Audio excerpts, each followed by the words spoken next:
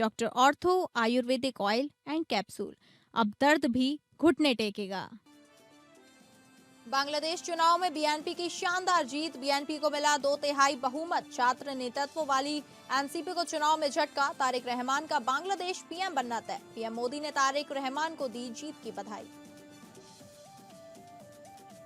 आज से बदल जाएगा पीएम ऑफिस का पता। प्रधानमंत्री ऑफिस आज सेवा तीर्थ में होगा शिफ्ट। पीएम मोदी करेंगे सेवा तीर्थ बिल्डिंग कॉम्प्लेक्स का उद्घाटन। आज साउथ ब्लॉक में आखिरी कैबिनेट मीटिंग। यूपी पंचायत चुनाव से पहले ओबीसी आयोग का गठन करेगी योगी सरकार। योगी सरकार ने इलाहाबाद हाई कोर्ट में दिया हलफनामा। ओबीसी आयोग की रिपोर्ट के आधार पर ही चुनाव कराए जाएंगे। रांची में सिविल कोर्ट के बाद डीसी ऑफिस पर निशाना। मेल के जरिए कलेक्ट्रेट को बम से उड़ाने की मिली धमकी। समाहरणालय परिसर की सुरक्षा व्यवस्था कड़ी की गई। जांच में कुछ भी संदिग्ध नहीं मिला।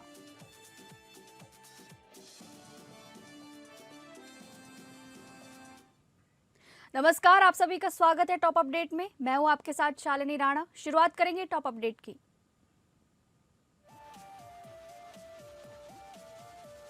बांग्लादेश के 13वें संसदीय चुनाव में बीएनपी ने 2/3 बहुमत हासिल कर बड़ी जीत दर्ज की है। वोटों की गिनती पूरी रात चलती रही, जिसके बाद पार्टी ने जनता का आभार जताया। बीएनपी अध्यक्ष तारिक रहमान ने ढाका 17 और बोगरा 6 दोनों सीटों पर जीत हासिल की। 17 साल बाद देश वापसी करने वाले तारिक की ये जीत ऐतिहासिक मानी जा रही है।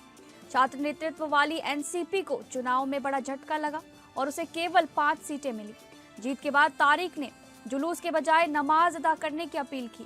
प्रधानमंत्री नरेंद्र मोदी ने भी उन्हें जीत की बधाई दी है। उत्तर प्रदेश में त्रिस्तरीय पंचायत चुनाव से पहले ओबीसी आयोग के गठन की प्रक्रिया तेज हो गई है। योगी सरकार ने इलाहाबाद हाईकोर्ट की लखनऊ बेंच में हलफनामा देकर ये जानकारी दी। कोर्ट में कहा गया कि आयोग की रिपोर्ट के आधार पर ही चुनाव कराए जाएंगे। जनहित याचिका में आयोग का कार्यकाल खत्म होने का मुद्दा उठाया गया। सरकार ने बताया कि गठन की प्रक्रिया जारी है।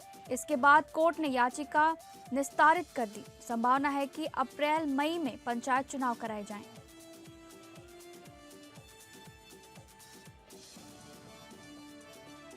झारखंड की राजधानी रांची में कलेक्ट्रेट को बम से उड़ाने की धमकी मिलने से हड़कंप मच गया। धमकी ईमेल के जरिए भेजी गई थी। सूचना मिलते ही पुलिस, बम स्क्वाड और डॉग स्क्वाड मौके पर पहुंचे। पूरे समाहरणालय परिसर की घेराबंदी कर तलाशी ली गई। हर कमरे और दफ्तर की सघन जांच की गई। जांच में फिलहाल कुछ भी संदिग्ध नहीं मिला है। साइबर सेल ईमेल भेजने वाले की पहचान में जुटी हुई है।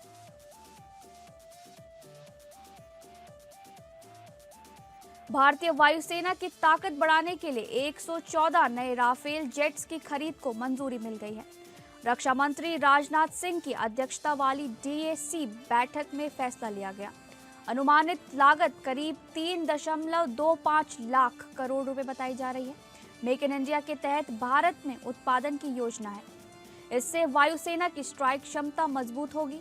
पहले खरीदे गए 36 राफेल की डिलीवरी पूरी हो चुकी है। अंतिम मंजूरी सीसीएस से मिलनी बाकी है।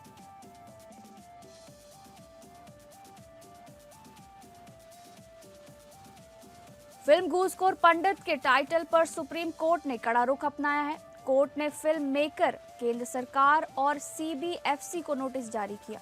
कोर्ट ने पूछा कि किसी समुदाय को ऐसे नाम से क्यों बदनाम किया जा रहा है। नाम बदलने की जानकारी दिए बिना रिलीज की अनुमति से इनकार किया गया। फिल्म निर्माता को हलफनामा दाखिल करने को कहा गया है। याचिका में नेटफ्लिक्स रिलीज पर रोक की मांग की गई है। अब इस पर अगली सुनवाई 19 फरवरी को होगी।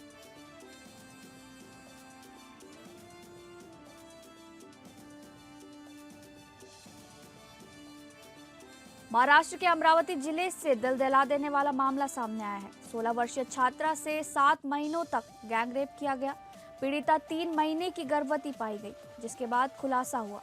आरोपियों ने धमकाकर शिकायत नहीं करने दी थी। पुलिस ने पॉक्सो और एट्रोसिटी एक्ट में केस दर्ज किया है। सभी 5 आरोपी गिरफ्तार कर लिए गए हैं। आगे की जांच जारी है।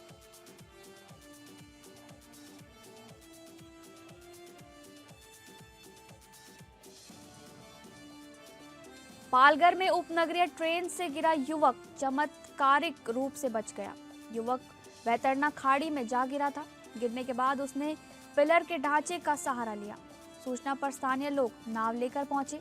युवक को सुरक्षित बाहर निकाला गया। उसकी पहचान उद्यन वांगड़ के रूप में बताई गई है।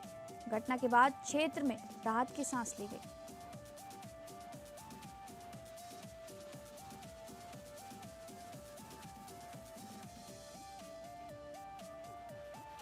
औरैया में युवती के नागिन बनने की अफवाह का सनसनीखेज खुलासा हुआ है। युवती घर से जाते समय बिस्तर पर सांप की केचुली छोड़ गई थी। बाद में इंस्टाग्राम वीडियो जारी किया गया। उसने बताया कि वह प्रेमी संग अपनी मर्जी से गई और शादी कर ली। परिवार ने अपहरण का मुकदमा दर्ज कराया था। पुलिस लोकेशन ट्रेस कर रही है। युवती ने ससुराल पक्ष को परेशान न करने की अपील की है।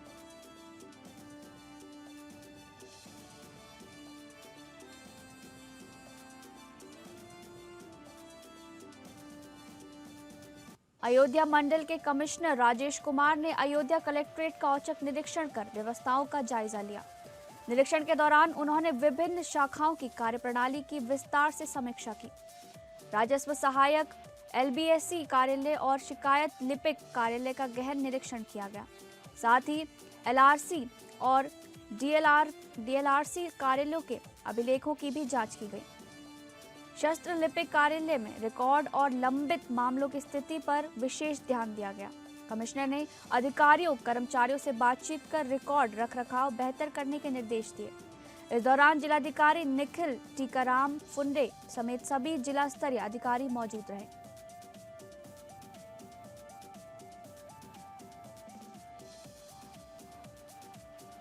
कुमारगंज थाना क्षेत्र से महिला सुरक्षा को लेकर गंभीर मामला सामने आया है। गांव की एक महिला ने स्थानीय युवक पर जबरन दुष्कर्म के प्रयास का आरोप लगाया है। पीड़िता ने थाने में प्रार्थना पत्र देकर कार्रवाई की मांग की थी। आरोप है कि शिकायत के बावजूद पुलिस ने अब तक मुकदमा दर्ज नहीं किया। पीड़ित महिला अपने 2 छोटे बच्चों के साथ घर में अकेली रहती थी, जबकि उसका पति परदेश में है। न्याय की आस में महिला दर-दर भटकने को मजबूर बताई जा रही है। मामला सामने आने के बाद क्षेत्र में पुलिस कार्यप्रणाली पर सवाल उठ रहे हैं।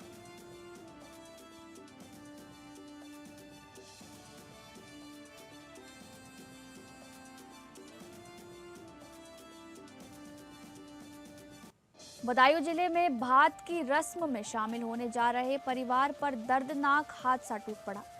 करीब 30 लोग ट्रैक्टर ट्रॉली में सवार होकर तिगरा गांव जा रहे थे। तभी उगैती थाना क्षेत्र के सरह बरौलिया गांव के पास 2 ट्रैक्टर ट्रॉली आमने सामने टकरा गई। हादसे में एक बच्चे समेत 3 लोगों की मौके पर ही मौत हो गई।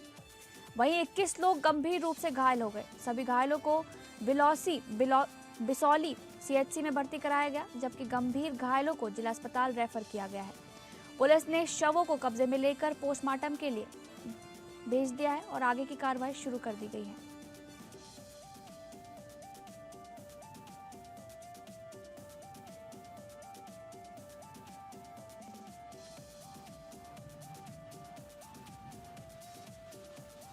बदायूं के सदर कोतवाली क्षेत्र से एक सनसनीखेज मामला सामने आया है। मोहल्ला ब्रह्मापुर निवासी 30 वर्षीय अमन साहू की संदिग्ध परिस्थितियों में कार के अंदर लाश मिली है। परिजनों के मुताबिक अमन अपनी घी की दुकान खोलकर बिसौली किसी काम से निकले थे। इसी दौरान आलापुर थाना पुलिस ने फोन कर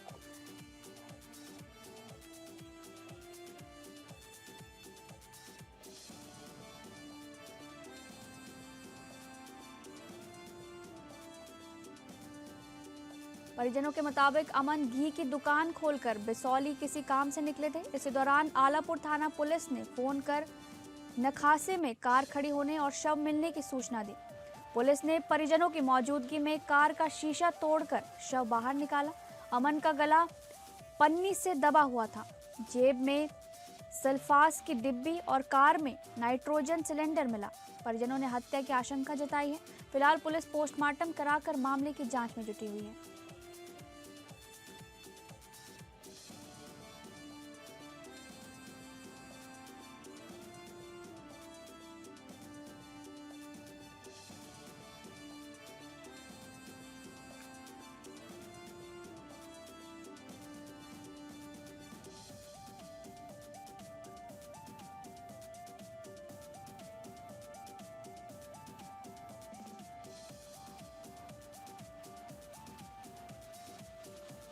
बिजनौर में आधी रात तेज रफ्तार का कहर देखने को मिला, जहां ड्यूटी पर तैनात ट्रैफिक पुलिसकर्मी को कार ने जोरदार टक्कर मार दी।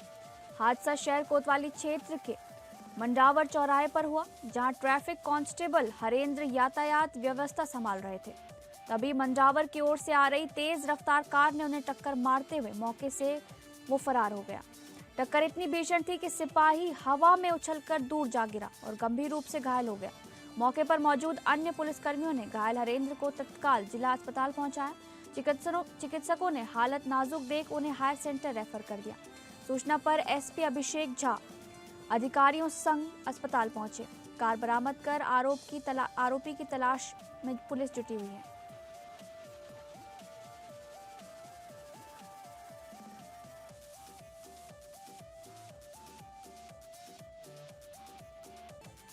हरदोई में दिन दहाड़े गेस्ट हाउस व्यापारी की हत्या से इलाके में सनसनी फैल गई।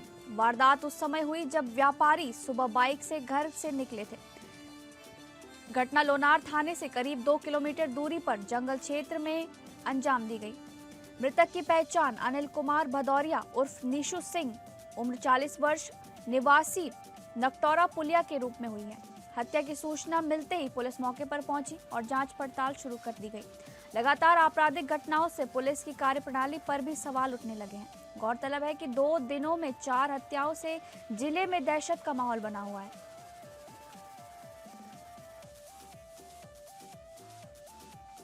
झांसी के एरच थाना क्षेत्र के सुरवई गांव में दबंगई का मामला सामने आया है, जहां युवकों की फायरिंग से दहशत फैल गई। आरोप है कि 11 फरवरी को कुछ युवक तमंचा, बैट और डंडे लेकर पीड़ित के घर पहुंच गए और गालियां देते हुए उसके बेटे को बाहर बुलाने लगे। विरोध करने पर दबंगों ने दबंगई दिखानी शुरू कर दी। शोर सुनकर मौके पर ग्रामीण इकट्ठा हो गए और युवकों को घेर लिया। खुद को गिरता देख एक युवक ने तमंचे से फायर किया, लेकिन गोली मिस हो गई। भागते समय उसने दोबारा फायर करने की कोशिश की, जो फिर नहीं चली। पीड़ित ने थाने में सुनवाई न होने पर एसएसपी से शिकायत कर कार्रवाई की मांग की है, जबकि घटना का वीडियो सोशल मीडिया पर वायरल हो रहा है। बुंदेलखंड के विकास के लिए लाई गई योगी सरकार की महत्वाकांक्षी बीड़ा योजना एक आदिवासी किसान के लिए जानलेवा साबित हुई। झांसी के रक्सा क्षेत्र में के रहने वाले किसान काशीराम की संदिग्ध परिस्थितियों में मौत हो गई, जिसे परिजन भूमाफियाओं के दबाव का नतीजा बता रहे हैं। काशीराम की करीब 4.5 एकड़ जमीन बीड़ा परियोजना में अधिग्रहित हुई थी, जिसका लाभ 46 लाख रुपए मुआवजा मिलना था। आरोप है कि पहले जमीन गिरवी रखने वाले कारोबारियों ने ऑब्जेक्शन लगाकर मुआवजा रुकवा दिया। परिजनों के मुताबिक 25 लाख रुपए की मांग और लगातार धमकियों से किसान डिप्रेशन में आ गया था। इसी तनाव के बीच उसे हार्ट अटैक आया और मौत हो गई। परिवार ने भूमाफियाओं पर मौत का जिम्मेदार ठहराते हुए कार्रवाई की मांग की है। वहीं रक्सा पुलिस ने पोस्टमार्टम कर जांच का आश्वासन दिया है। महोबा में बेसिक शिक्षा विभाग के शिक्षकों की बड़ी लापरवाही सामने आई है, जिसने स्कूल व्यवस्था पर सवाल खड़े कर दिए हैं। विकासखंड कबरई में प्राथमिक विद्यालय डिकवाहा से जुड़े 3 अलग-अलग वीडियो सोशल मीडिया पर तेजी से वायरल हो रहे हैं। एक वीडियो में बच्चों को दिए जाने वाले दूध में पानी मिलाते हुए दिखाया गया है। वहीं दूसरे वीडियो में एक अध्यापक ड्यूटी के दौरान खर्राटे लेते नजर आ रहे हैं। तीसरे वीडियो ने भी स्कूल की कार्यप्रणाली को कटघरे में खड़ा कर दिया है। वायरल वीडियो के बाद अभिभावकों में भारी नाराजगी देखी जा रही है। फिलहाल मामले को लेकर विभागीय कार्रवाई की मांग तेज हो गई है।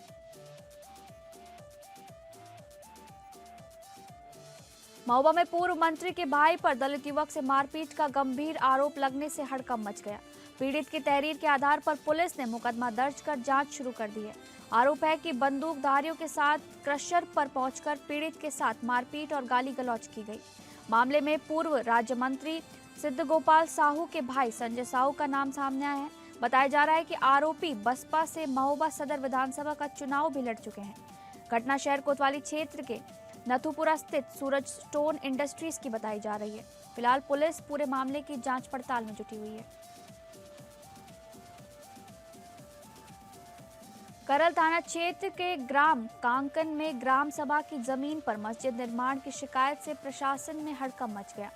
कुछ ग्रामीणों और पूर्व जिला अध्यक्ष ने जिलाधिकारी से शिकायत कर मामले की जांच की मांग की थी। डीएम के आदेश पर एसडीएम सदर अभिषेक कुमार ने मौके पर पहुंचकर जांच शुरू करी। जांच के दौरान खुलासा हुआ कि ग्रामीण अपनी निजी जमीन पर निर्माण कार्य करा रहे थे। इसके बावजूद एसडीएम ने एहतियातन निर्माण कार्य को तत्काल रुकवा दिया।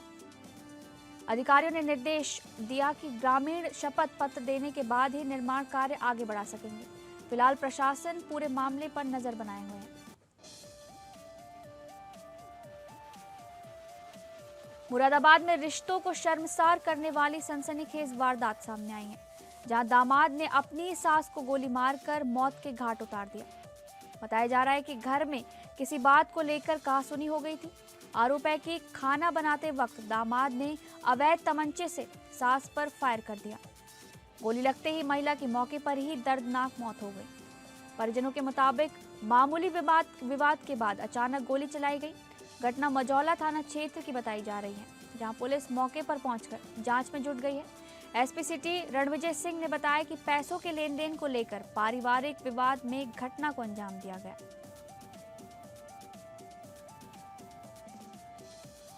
मध्य प्रदेश के नर्मदापुरम जिले में गुरुवार सुबह उस समय सनसनी फैल गई जब सिवनी मालवा तहसील के हतनापुर गांव के पास पुलिया के नीचे 3 अज्ञात युवकों के शव पड़े मिले। ग्रामीणों ने पुलिया के नीचे एक दोपहिया वाहन और तीनों के शव देख तत्काल डायल 112 को सूचना दी। सूचना मिलते ही पुलिस मौके पर पहुंची और शवों को कब्जे में लेकर पंचनामा कार्रवाई शुरू हुई। प्रारंभिक जांच में मामला सड़क दुर्घटना का माना जा रहा है। सरपंच के मुताबिक देर रात वाहन सहित पुलिया से गिरने से तीनों की मौके पर मौत हुई होगी। फिलहाल मृतकों की शिनाख्त नहीं हो सकी है और पुलिस पहचान के प्रयास में जुटी हुई है। पोस्टमार्टम रिपोर्ट के बाद ही मौत के वास्तविक कारणों का खुलासा हो सकेगा।